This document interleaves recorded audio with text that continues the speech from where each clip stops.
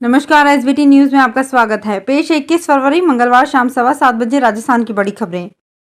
केंद्रीय पेट्रोलियम मंत्री हरदीप सिंह पुरी आज बाड़मेर जिले के पचपदरा स्थित निर्माणाधीन रिफाइनरी का जायजा लेने पहुंचे। उन्होंने यहां पेट्रोलियम मंत्रालय और एचपीसीएल कंपनी के अफसरों से वार्ता करते हुए अब तक के काम की समीक्षा की। साथ ही प्रोजेक्ट को जल्द से जल्द पूरा करने को लेकर जरूरी दिशा निर्देश भी दिए।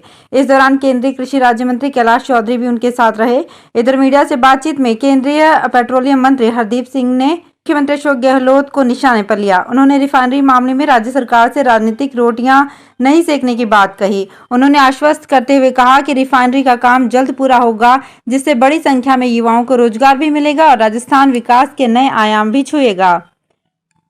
देश में गैंगस्टर के नेटवर्क को पूरी तरह से खत्म करने के राजस्थान पुलिस मुख्यालय में 5 राज्यों की पुलिस ने इमरजेंसी मीटिंग बुलाई है।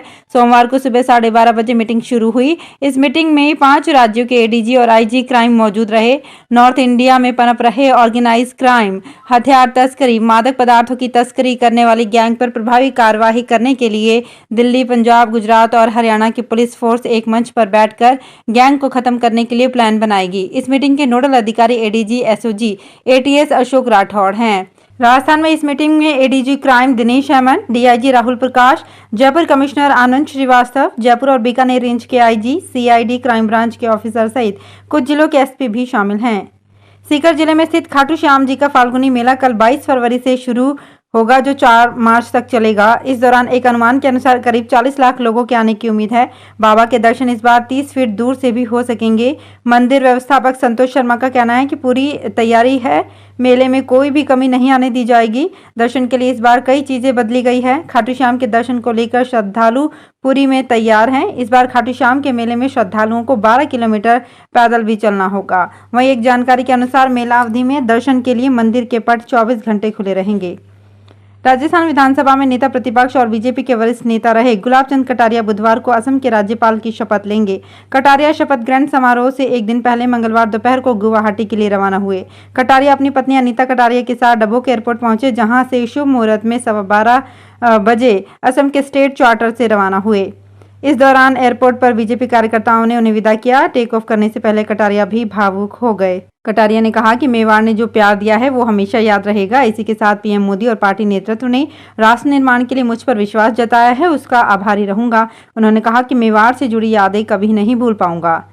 कोटा में यूडीएच मंत्री शांति धारीवाल शहर में करवाए जा रहे कामों का फीडबैक लेने और सरकार के कामों के फीडबैक के लिए जनता के बीच पहुंच रहे हैं। कांग्रेस के हाथ से हाथ जोड़ो अभियान के तहत वो पद यात्राओं में ज्यादा से ज्यादा शामिल होकर लोगों तक पहुंचकर फीडबैक ले रहे हैं। अपने विधानसभा क्षेत्र कोटा उत्तर में वो कोटा दौरे के दौरान हर पद यात्रा में शामिल हो रहे हैं। मंगलवार को यूडीएच मंत्री शांति धारीवाल के नेतृत्व में कोटा उत्तर निगम के वार्ड नंबर 32 में पद यात्रा निकाली गई। राजस्थान की पूर्व मुख्यमंत्री वसुंधरा राजे मंगलवार सुबह रोहट से जयपुर लौटते समय कुछ देर के लिए जोधपुर में रुकी। एयरपोर्ट लॉज में उन्होंने भाजपा नेताओं से मुलाकात की। भाजपा में वसुंधरा ग्रुप से जुड़े नेता एक बार फिर सक्रिय नजर आए। राज्यसभा सांसद राजेंद्र गहलोत, सुरसागर विधायक सूर्यकांत व्यास, पूर्व सांसद जसवंत सिंह बिश्नोई, जेडीए के पूर्व चेयरमैन महेंद्र राठौर, पूर्व जिला अध्यक्ष जगत नारायण जोशी आदि उपस्थित रहे। राजस्थान विधानसभा में भले ही अभी बजट प्रस्ताव पास नहीं हुआ हो, लेकिन सरकार ने अभी से उस बजट में की गई घोषणाओं पर काम शुरू कर दिया है। मुख्यमंत्री अशोक गहलोत ने आगामी 2 साल में राज्य में 30,000 सफाई कर्मचारियों की भर्ती की घोषणा की थी, जिसकी प्रक्रिया शुरू कर दी गई है। स्वायत्त शासन निदेशालय ने पिछले दिनों प्रदेश के सभी नगरीय निकायों, नगर पालिका, नगर परिषद और नगर निगम को एक पत्र लिखा है, जिसमें सफाई कर्मचारियों के खाली और स्वीकृत पदों की संख्या के बारे में जानकारी मांगी है। सीकर में एसीबी की टीम ने कार्रवाई करते हुए 3 वकीलों को ट्रैप किया है। टीम को सूचना मिली कि पाटन एसएचओ के नाम से वकील घूस मांग रहे हैं। इस पर कार्रवाई करते हुए एसीबी ने 50,000 रुपए की घूस लेते ट्रैप किया है। मामले में एडवोकेट सागरमल मीना, उज्जवल, बजरंग लाल को ट्रैप किया गया है। राजस्थान में मंगलवार को 23 शहरों में एनआईए की छापेमारी की गई। ये रेड लॉरेंस से जुड़े गुर्गों और उनके नेटवर्क चला रहे बदमाशों के यहाँ थी। इसका कनेक्शन जोधपुर से भी निकला है। टीम ने सुबह शहर की पोस्ट सोसाइटी वितराग सिटी में दबिश दी। यहाँ कैलाश मांझू के यहाँ सर्च किया गया। यहाँ पर एनआईए टीम 3 गाड़ियों के साथ पहुंची। इसी फ्लैट पर 1 फरवरी को फायरिंग की घटना हुई थी। वीतराग सिटी में ही कैलाश मांझू का भतीजा राकेश मांझू रहता था। बताया जा रहा है कि ये फ्लैट हार्डकोर अपराधी कैलाश मांझू की पत्नी के नाम था। यहीं पर हिस्ट्री शीटर राकेश पर आपसी रंजिश में फायरिंग की गई थी। इसके बाद घायल राकेश मांझू का अहमदाबाद के हॉस्पिटल में इलाज चल रहा है। एनआईए की टीम को लॉरेंस बिश्नोई के साथ कनेक्शन की भी जानकारी मिली है। एनआईए की टीम यहां पर फ्लैट मालिक से भी जानकारी ले रही है।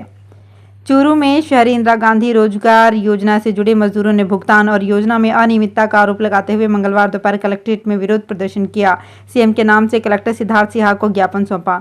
मजदूरों ने ज्ञापन में बताया कि चूरू नगर परिषद की ओर से संचालित इंदिरा गांधी शहरी रोजगार योजना के माध्यम से शहर में विभिन्न स्थानों पर श्रमिकों द्वारा साफ सफाई और रंग रोगन का काम किया जा रहा है, जिसमें मजदूरों का समय पर भुगतान नहीं हो रहा है।